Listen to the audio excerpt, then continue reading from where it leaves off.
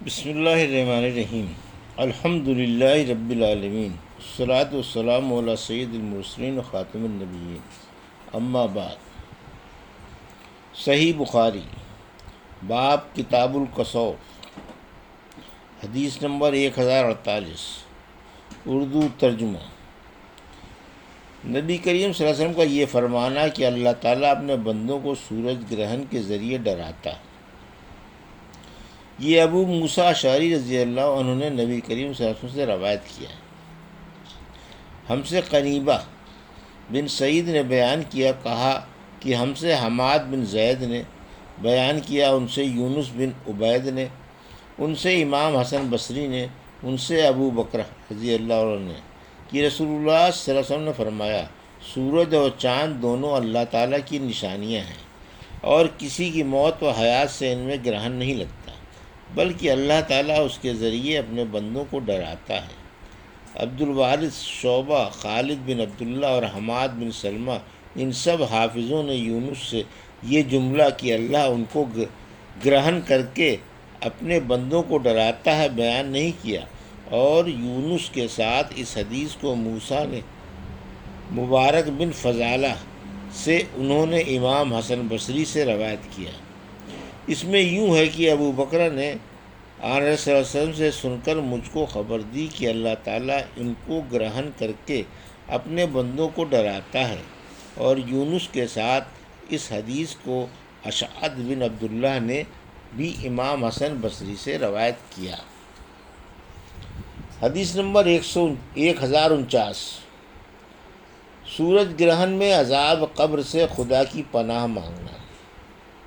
ہم سے عبداللہ بن مسلمہ قعنبی نے بیان کیا، ان سے امام مالک رحمۃ اللہ علیہ نے، ان سے یحییٰ بن سعید نے، ان سے عمرہ بنت عبد الرحمن نے، اور ان سے نبی کریم صلی اللہ علیہ وسلم کی زوجہ مطہرہ عائشہ رضی اللہ عنہا نے کہ ایک یہودی عورت ان کے پاس مانگنے کے لیے آئی، اور اس نے دعا دی کہ اللہ آپ کو قبر کے عذاب سے بچائے۔ حضرت عائشہ رضی اللہ عنہا نے رسول اللہ صلی اللہ علیہ وسلم سے پوچھا، کیا لوگوں کو قبر میں عذاب ہوگا؟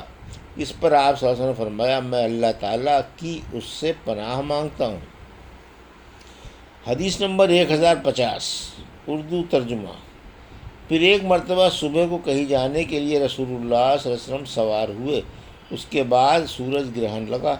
آپ صلی اللہ علیہ وسلم دن چڑھے واپس ہوئے اور اپنی بیویوں کے حجروں سے گزرتے ہوئے مسجد میں نماز کے لیے کھڑے ہو گئے۔ صحابہ رضی اللہ عنہ نے بھی آپ کی اقتداء میں نیت باندھ لی۔ آپ صلی اللہ علیہ وسلم نے بہت ہی لمبا قیام کیا، پھر رکوع بھی بہت طویل کیا، اس کے بعد کھڑے ہوئے، اور اب کی دفعہ قیام پھر لمبا کیا لیکن پہلے سے کچھ کم، پھر رکوع کیا، اور اس دفعہ بھی دیر تک رکوع میں رہے لیکن پہلے رکوع سے کچھ کم، پھر رکوع سے سر اٹھایا اور سجدے میں گئے۔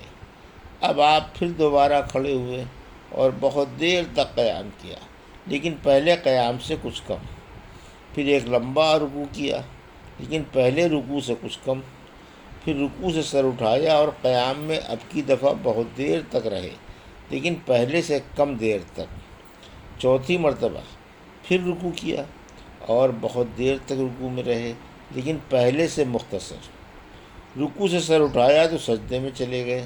آخر آپ صلی اللہ علیہ وسلم نے جو چاہا آپ نے فرمایا۔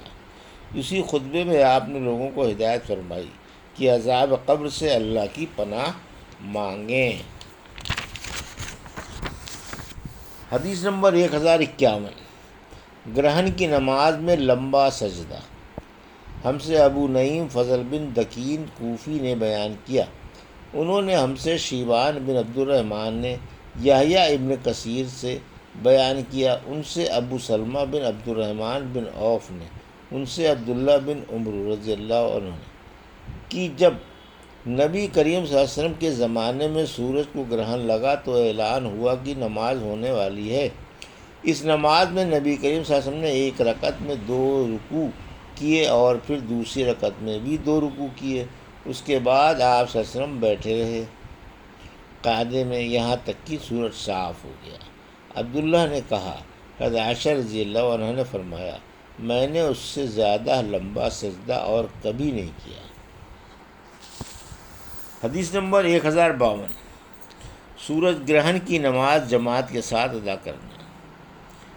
اور حضرت عبداللہ بن عباس رضی اللہ عنہ نے زمزم کے چبوترے میں لوگوں کو یہ نماز پڑھائی تھی، اور علی بن عبداللہ بن عباس نے اس کے لیے لوگوں کو جمع کیا، اور عبداللہ بن عمر رضی اللہ عنہ نے نماز پڑھائی۔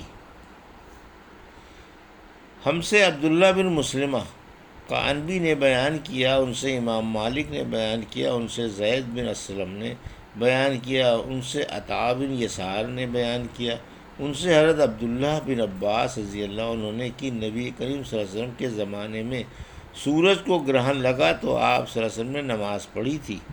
آپ صلی اللہ علیہ وسلم نے اتنا لمبا قیام کیا کہ اتنی دیر میں سورہ بقرہ پڑھی جا سکتی تھی۔ پھر آپ صلی اللہ علیہ وسلم نے لمبا رکوع کیا اور اس کے بعد کھڑے ہوئے تو اب کی مرتبہ بھی قیام بہت لمبا تھا، لیکن پہلے سے کچھ کم۔ پھر ایک دوسرا لمبا رکوع کیا جو پہلے رکوع سے کچھ کم تھا۔ پھر آپ صلی اللہ علیہ وسلم سجدے میں گئے، سجدے سے اٹھ کر پھر لمبا قیام کیا، لیکن پہلے قیام کے مقابلے میں کم لمبا تھا۔ رکوع سے سر اٹھانے کے بعد پھر آپ صلی اللہ علیہ وسلم بہت دیر تک کھڑے رہے، اور یہ قیام بھی پہلے سے مختصر تھا۔ پھر چوتھا رکوع کیا، یہ بھی بہت لمبا تھا، لیکن پہلے سے کچھ کم۔ پھر آپ صلی اللہ علیہ وسلم نے سجدہ کیا اور نماز سے فارغ ہوئے تو سورج صاف ہو چکا تھا۔ اس کے بعد آپ صلی اللہ علیہ وسلم نے خطبے میں فرمایا کہ سورج اور چاند اللہ تعالیٰ کی نشانیاں ہیں، اور کسی کی موت و زندگی کی وجہ سے ان میں گرہن نہیں لگتا۔ اس لیے جب تم کو معلوم ہو کہ گرہن لگ گیا ہے تو اللہ تعالیٰ کا ذکر کرو۔ صحابہ رضی اللہ عنہ نے عرض کیا، یا رسول اللہ، ہم نے دیکھا کہ نماز میں اپنی جگہ سے آپ کچھ آگے بڑھے اور پھر اس کے بعد پیچھے ہٹ گئے۔ آپ نے فرمایا، میں نے جنت دیکھی اور اس کا ایک خوشہ توڑنا چاہا تھا، اگر میں اسے توڑ سکتا تو تم اسے رہتی دنیا تک کھاتے، اور مجھے جہنم بھی دکھائی گئی۔ میں نے اس سے زیادہ بھیانک اور خوفناک منظر کبھی نہیں دیکھا۔ میں نے دیکھا کہ اس میں عورتیں زیادہ ہیں۔ کسی نے پوچھا، یا رسول اللہ، اس کی وجہ کیا ہے؟ آپ صلی اللہ علیہ وسلم نے فرمایا، اپنے کفر یعنی انکار کی وجہ سے۔ پوچھا گیا، کیا اللہ تعالیٰ کا کفر انکار کرتی ہیں؟ آپ صلی اللہ علیہ وسلم نے فرمایا، شوہر اور احسان کا کفر کرتی ہیں۔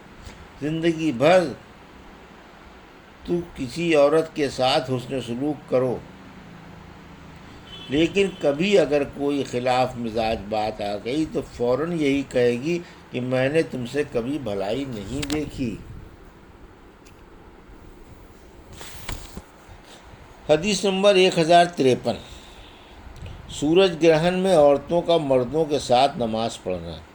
ہم سے عبداللہ بن یوسف تنیسی نے بیان کیا، انہوں نے کہا کہ ہمیں مالک نے خبر دی، انہیں ہشام بن عروہ نے، انہیں ان کی بیوی فاطمہ بنت منظر نے، انہیں اسماء بنت ابی بکر رضی اللہ عنہ نے، انہوں نے کہا کہ جب سورج کو گرہن لگا تو نبی کریم صلی اللہ علیہ وسلم کی بیوی حضرت عائشہ صدیقہ رضی اللہ عنہ کے گھر آئی۔ اچانک لوگ کھڑے ہوئے نماز پڑھ رہے تھے، اور عائشہ رضی اللہ عنہ بھی نماز میں شریک تھیں۔ میں نے پوچھا، لوگوں کو بات کیا پیش آئی؟ اس پر آپ نے آسمان کی طرف اشارہ کر کے سبحان اللہ کہا۔ پھر میں نے پوچھا، کیا کوئی نشانی ہے؟ اس کا آپ نے اشارے سے ہاں میں جواب دیا۔ انہوں نے بیان کیا کہ پھر میں بھی کھڑی ہو گئی، لیکن مجھے چکر آ گیا، اس لیے میں اپنے سر پر پانی ڈالنے لگی۔ جب رسول اللہ نماز سے فارغ ہوئے تو اللہ تعالیٰ کی حمد و ثنا کے بعد فرمایا، وہ چیزیں جو کہ میں نے پہلے نہیں دیکھی تھیں اب انہیں میں نے اپنی اسی جگہ سے دیکھ لیا۔ جنت اور دوزخ تک میں نے دیکھی، اور مجھے وحی کے ذریعے بتایا گیا ہے کہ تم قبر میں دجال کے فتنے کی طرح، یا یہ کہا کہ دجال کے فتنے کے قریب ایک فتنہ بھی مبتلا ہو گئے۔ مجھے یاد نہیں کہ اسماء رضی اللہ عنہ نے کیا کہا تھا۔ آپ نے فرمایا، تمہیں لایا جائے گا اور پوچھا جائے گا کہ اس شخص یعنی مجھ کے بارے میں تم کیا جانتے ہو؟ مومن یا یہ کہا کہ یقین کرنے والا مجھے یاد نہیں کہ ان دو باتوں میں سے حضرت اسماء رضی اللہ عنہ نے کون سی بات کہی تھی؟ تو کہے گا کہ یہ محمد صلی اللہ علیہ وسلم ہے۔ آپ نے ہمارے سامنے صحیح راستہ اور اس کے دلائل پیش کیے، اور ہم آپ پر ایمان لائے تھے اور آپ کی بات قبول کی اور آپ کا اتباع کیا۔ اس پر اس سے کہا جائے گا کہ تو مرد صالح ہے، پس آرام سے سو جاؤ، ہمیں تو پہلے ہی معلوم تھا کہ تو ایمان و یقین والا ہے۔ منافق یا شک کرنے والا مجھے معلوم نہیں کہ حضرت اسماء رضی اللہ عنہ نے کیا کہا تھا۔ وہ یہ کہے گا کہ مجھے کچھ معلوم نہیں، میں نے لوگوں سے کیا بات سنی تھی وہی میں نے بھی کہی، آگے مجھ کو کچھ حقیقت معلوم نہیں۔ یہ تھی صحیح بخاری باب کتاب الکسوف کے حدیث نمبر 1048 سے 1053 کا اردو ترجمہ جو ابھی آپ نے سماعت فرمایا۔